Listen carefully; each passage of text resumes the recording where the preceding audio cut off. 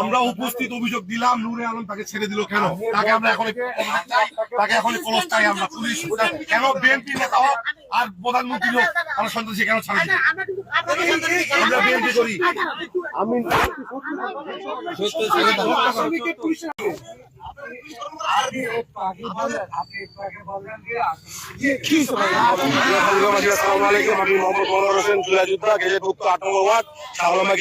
আমরা এখানে প্রতি বছরের ন্যায় এই বছরে বিজয় প্রোগ্রামটা করি। এই প্রোগ্রামটা চলাকালীন প্রশাসনের আমরা অনুমতি নিই, জেলা প্রশাসনের অনুমতি নিয়ে প্রোগ্রামটা করি। কিন্তু প্রোগ্রামটা চলাকালীন বাংলাদেশের ৭১ মুক্তিযোদ্ধাদের এবং যোদ্ধাদের তারা মানে না, তারা কাউকে মানে না। তারা হচ্ছে অস্ত্র নিয়ে সেটা আমাদের উপর অস্ত্র দিয়ে আঘাত করেছে। আমি রক্তাক্ত হয়েছি, রক্তাক্ত হয়েছি আমি। আর সেই সন্ত্রাসী ছাত্রলীগকে আমরা হাজারে ধরেছি, ধরে আমরা পুলিশ প্রশাসনকে বলছি, ধরেছে ছাত্রলীগের ছেলে। ধরা পরে নাম আমরা তার অবস্থা জানি না কার ওই ছেলে এখানে বাসা, ওই ছেলের সম্ভব এখনো আছে। তারা বিএনপি অফিসে পার্টি অফিসে আগুন দিয়েছিল, আমরা তারা ভিডিও কিছু করেছিলাম, আমাদের আছে আগে থেকে আমরা জানতাম। এই ছাত্রলীগকে তারা অ্যাডভোকেট লিওন এবং তার হচ্ছে দোসররা মিলে টাকার বিনিময়ে, অর্থের বিনিময়ে তাদেরকে সেভ করছে।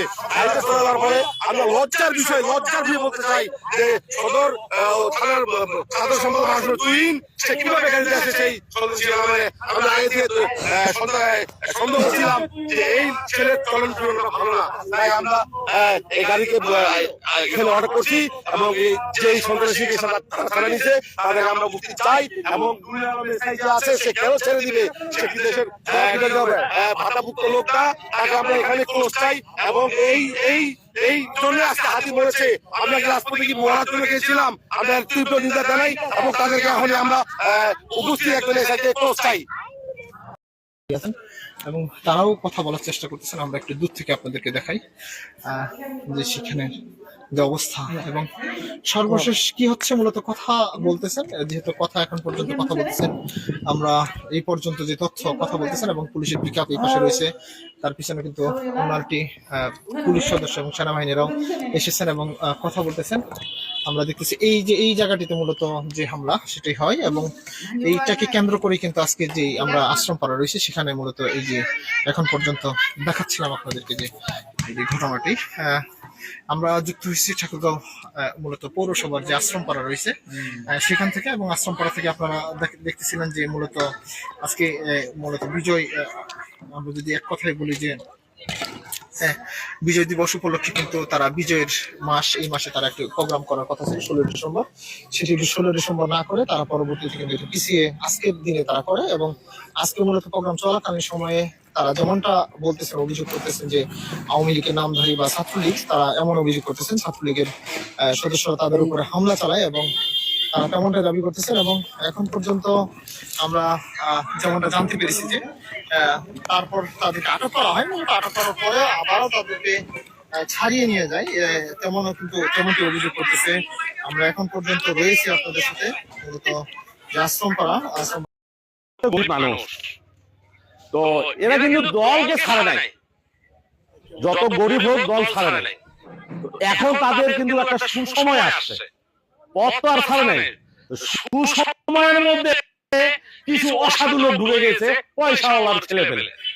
আমরা এখন পথ নেবো, আমাদের তো বাপের টাকা আছে, যেভাবে হোক আমাদের এই পথটা ওদের কাছ থেকে ছিনে নিতে হবে।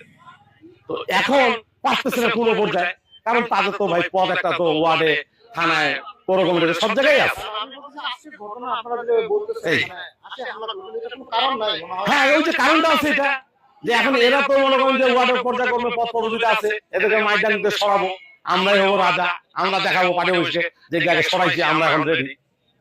কিন্তু কেন স্বাধীন দেশের মধ্যে অস্ত্র নিয়ে আসবে? এই কিছুদিন আগে আমাদের হাজি ভাইকে এইভাবে মেরে ফেললো। একটা কি দৃঢ় মানে পুলিশ থেকে পিকআপ থেকে আসে আসামি নামা হয়েছে এই গ্যাংরাম। এইটা কেন? এটা সুষ্ঠু বিচার চাই, ন্যায্য বিচার।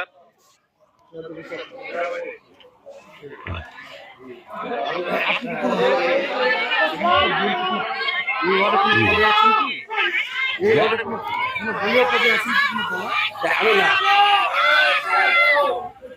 দর্শক আমরা এখন পর্যন্ত যে আশ্রমপাড়া সেখানে রয়েছি, আপনারা দেখতেছেন এখানে তারা কিন্তু এখন পর্যন্ত সেখানে রয়েছে এবং আপনাদের দেখাচ্ছেন চেষ্টা করতেছিলাম যে পুলিশের যে পিকআপ এখন পর্যন্ত এখানে আটকানো রয়েছে। আমরা জানতে পেরেছি যে সেনাবাহিনীর যে গাড়ি সেটাও কিন্তু এখানে এসেছে, আমরা দেখতেছি।